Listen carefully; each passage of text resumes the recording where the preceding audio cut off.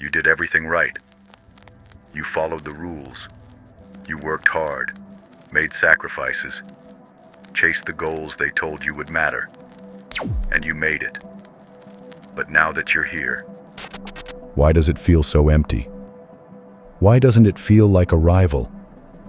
Why does it feel like something's missing, even when everything is technically in place? This isn't depression. It's not failure. It's something deeper. It's the quiet agony of realizing that the life you built was never really yours.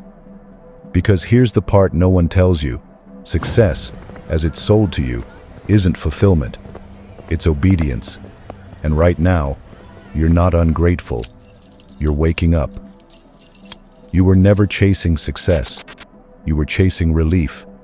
Relief from not being enough, from being invisible, from feeling behind. And success was the promise that if you just tried hard enough, it would all go away. But it didn't. You got the job. You got the title. You got the applause. And still, you wake up anxious. Still, you look around and wonder why you feel more lost now than you did when you started. Because what you built wasn't based on truth. It was based on escape. You weren't running toward your vision. You were running from your fear. Fear of being ordinary. Fear of disappointing. Fear of being forgotten. So you climbed someone else's ladder. And now, from the top, all you can think is, this isn't what I thought it would feel like. No one tells you this, but success has a dark side. It gives you enough to distract you, but not enough to fulfill you. You get busy. You get respected. But you also get numb. Because deep down you know, you didn't choose this life. You inherited it. Inherited expectations. Inherited definitions of greatness. Inherited dreams that were never yours, just passed down like a script. And here's where the emptiness begins. When you finally reach what you were told to want, and it doesn't feel like you at all, you start to question the victories. Not because they're small, but because they're silent. No inner joy. No real peace. Just achievement. And that's the trap. Success built on fear looks like progress, but feels like a prison. They told you success would make you happy. But happiness wasn't part of the equation. Compliance was. You were taught to succeed in a system designed to use you, not fulfill you. Get the grades. Get the job. Get the life. Not because you chose it, but because they needed you to stay busy, focused, distracted, controlled. So you did everything right. And now, you feel wrong. Because no one prepared you for the silence after achievement. No one warned you that success without meaning feels like a slow kind of death. A quiet grief.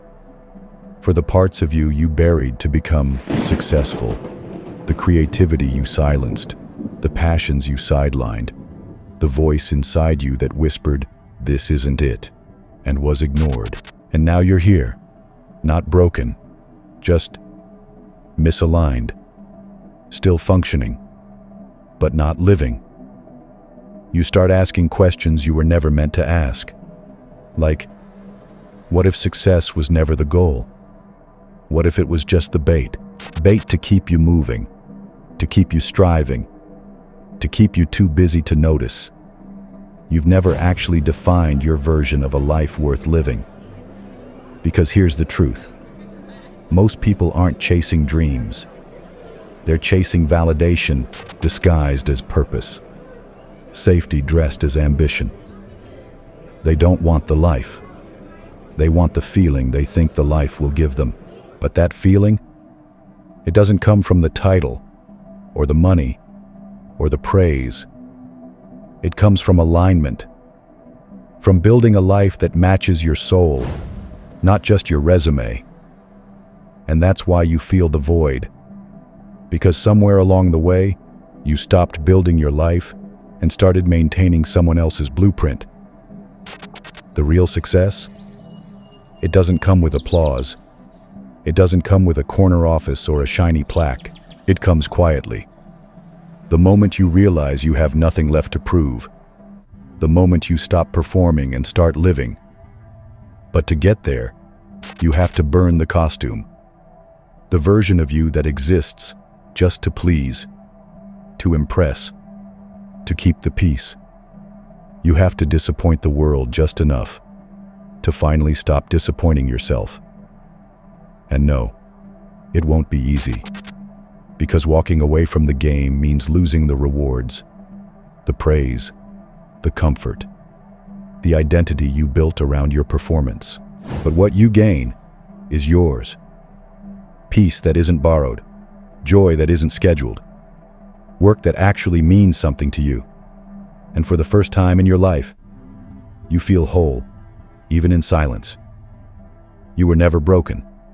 You were just buried, under deadlines, expectations, personas. But now, you're starting to remember, not who they told you to be, but who you were before the world got loud, before success became a mask. And as the old identity cracks, something strange happens. You stop needing constant motion.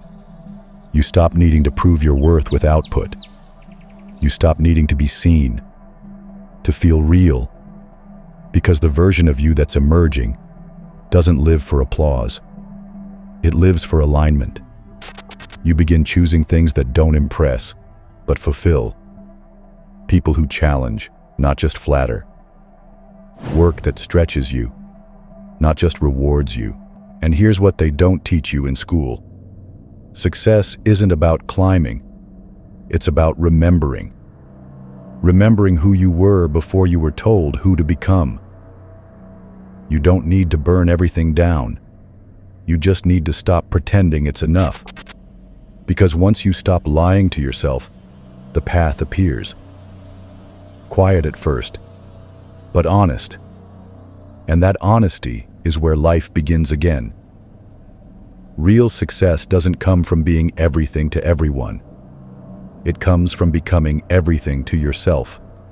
You were taught to measure your life by outcomes, but now you start to measure it by presence, by peace, by the strange calm that comes when you're no longer chasing anything, but finally choosing truth over optics, meaning over metrics, depth over display.